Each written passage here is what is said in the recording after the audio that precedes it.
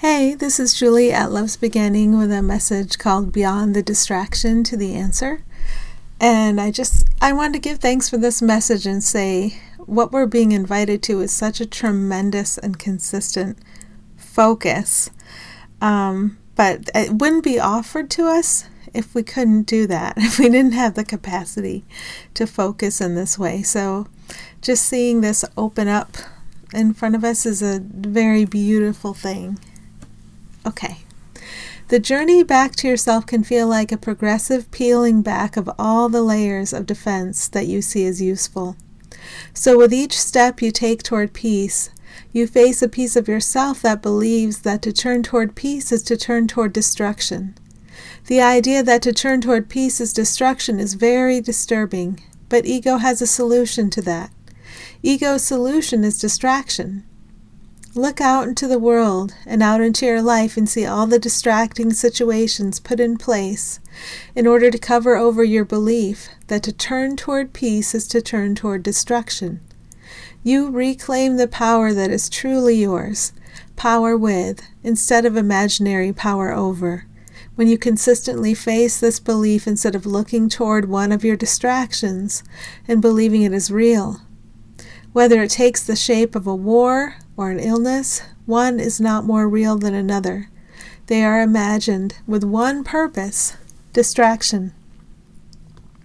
We can set all distractions aside today, all of the distractions that no one else ever imposed upon you, all of the distractions that always show up to cover over beliefs. We can just look underneath the distractions, and what have we here? Here is your belief. To turn toward peace is to turn toward destruction. Let us make this perfectly clear. You do not turn toward peace in a world where others lesser than you do not have it in them to turn toward peace. You turn toward peace as one because it is perfectly obvious to you that you are and always have been one. Everyone and everything is joined eternally with you, and that joining is the most real thing about all of you. One of you cannot reach home before the other. Everyone and everything you see is the same thing. You see all the separate components either as projections of the fear you cling to or as extensions of the love that you are and always have been. What you see is always up to you. Where you look is always up to you. As you wake up to the fact that fear is always projected by you, you understand that the next defense you face is first perceived as useful and necessary before it is recognized as nothing at all. You often try to turn around and run backwards, away from facing layers of your own fear, because that seems like a better option than letting the defense go. You don't get too far along the path, though, before you can feel how awful trying to run back to see fear or defect in others feels. Inevitably, you're going to continue on and face the foundation of the fear that seems so useful. We are always here as you walk toward fear's foundation, and we wait patiently when you try to run away. Imagine you're someone who no one can idolize or demonize. Now imagine all you see or think of in just that same way. You cannot idolize them, and you cannot demonize them. Where can fear attach now? Fear is actually nothing, but you have imagined it, and it does seem real. How you feel always tells you when you are believing fear is real. You try to see the fear outside of yourself in those others you have imagined, but it is not truly there. Face it at its source.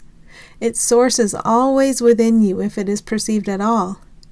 You wanted to perceive separate things in opposition to one another, and you needed the imaginary tool of fear to make the impossibility of opposition seem real. When you look out there at the cast of billions, and you know you cannot idolize or demonize any of them, where does that leave you? It leaves you here, not idolized or demonized. It leaves you equal.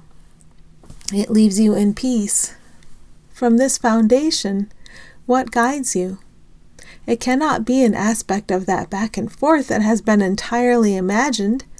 It must be something real. What can attack you? If all of this is imagined, what real thing can attack you or anyone you call else?